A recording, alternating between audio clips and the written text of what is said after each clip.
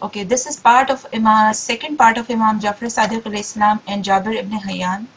And we have our friend here, Mike. Hi. And Kanize Fatima here. Hi. And in this you would find different tones and voices. So it would look more different and more attractive. As Imam Ali alayhi salam said, do not see who is saying, but what he is saying.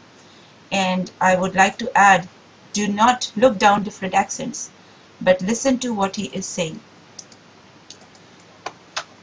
Jabir remarked, "It is a pity that many people do not know and understand the purpose, need, and necessity of the canons and doctrine of Islam, and deeper meaning of the verses of the Quran. Otherwise, the religion of Allah would have made great progress." Imam Jaffer-e-Sadiq Alaihis Salam replied that it has been with every other religion which came before Islam. Only a limited number of people understood quite well the laws of their religion and the reason why they were made. Therefore they become the leaders of the people, and the rest had to follow them. The religion of Islam is not an exception. Only a handful of people know the Quran and the laws of Islam. They were the leaders of the Muslims. This state of affairs will continue till knowledge becomes universal. Jabir asked, will the time come when knowledge will become universal?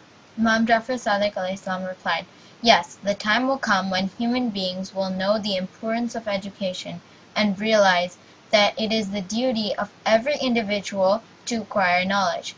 At that time, sufficient facilities would be made available for that purpose." Jabir said, "Then everyone will become a scholar." Imam Jaffer-e-Sadiq Alaihis Salam replied, even at that time, in spite of the facilities, all people will not become educated, since everyone does not have the same aptitude for learning. However, they would not be like the illiterate people of today. Every person will have some knowledge and power of understanding. The learned people would, therefore, be able to explain to those who wish to know the truth and rationale of the principles of Islam. Then Jabir Ibne Hyyan asked, "What is the most powerful force and strongest desire in the life of a man?" Imam Jaffer-e-Sadiq Alaihis Salam replied, "The strongest desire in a man's life is to live and protect his life." Then Jabir asked, does one's desire to live spring from his knowledge? Imam Jaffer-e-Sadiq Alaihis Salm replied, "No, even the most illiterate and ignorant people have the will to live. The desire to remain alive springs from life itself. Many people do not know that they have a strong desire to live. Whatever you see in the life of human beings in the world is due to the desire to live." Then the Imam continued, "It is due to our keen desire to live that we try to defend ourselves from our enemies if we can, or run away if we cannot. Strong desire to keep alive has created us the desire to eat and drink. So long as we are healthy and normal, our desire to eat and drink remains strong. It is because of our desire to live that we work and earn our living. We can take care of our personal hygiene, and we build our house for our wives and children. The desire to live never disappears and never departs from us. It is only when one loses the desire to live that he commits suicide."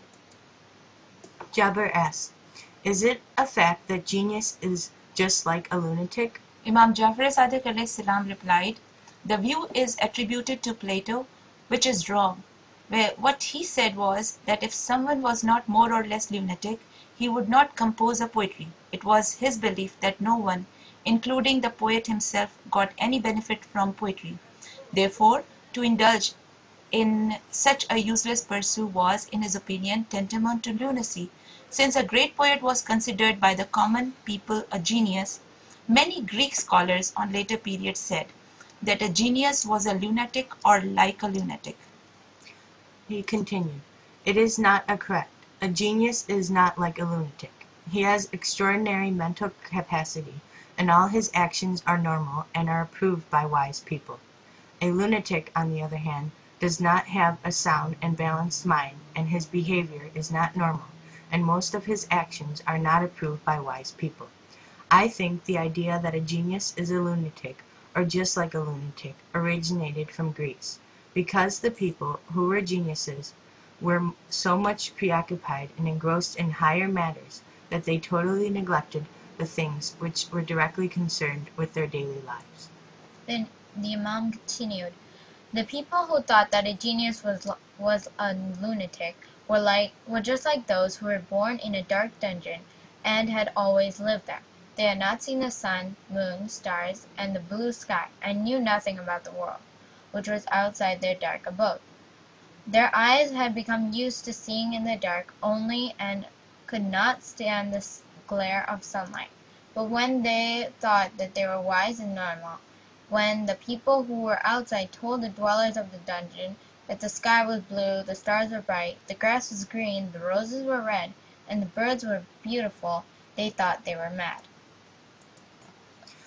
He continued, when Plato said that a poet was like a lunatic, he himself behaved like dweller of dungeon.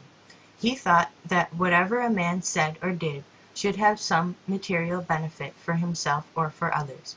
He was a great philosopher, but he failed to realize that poetry has great moral and spiritual values. The beautiful verses of a great poet are highly exhilarating and create, in the readers as well as do the listeners, a great sense of happiness and joy. I do not understand why Plato condemned poets and poetry. Did he live or could he live without appreciating and enjoying beautiful things created by the good taste of talented people? Does not appreciation of beautiful things created by Allah purify our souls? A poet can describe them in his verse more precisely and effectively than a scientist in his theories. We cannot express many things in scientific or philosophical terms. It is not possible to recite ruds in scientific formula. Similarly, the beauty of flowers cannot be described in the theorems of logic. Part of the verses written by my grandfather, Imam Ali Ibn Abu Talib Alaihis Salam, are on philosophical subjects. He has written beautiful verses in praise of knowledge, morality, piety, and self-denial. He continued, science is the demonstration of the power of logic and reasons of human beings, while poetry is a manifestation of their feelings and sentiments. Science is like the iron axe of a carpenter with which he splits wood to make useful things, and poetry is like the fan of soft feathers, which produces a refreshing breeze and keep us cool. Cool, Mike. Thank you so much. Cool.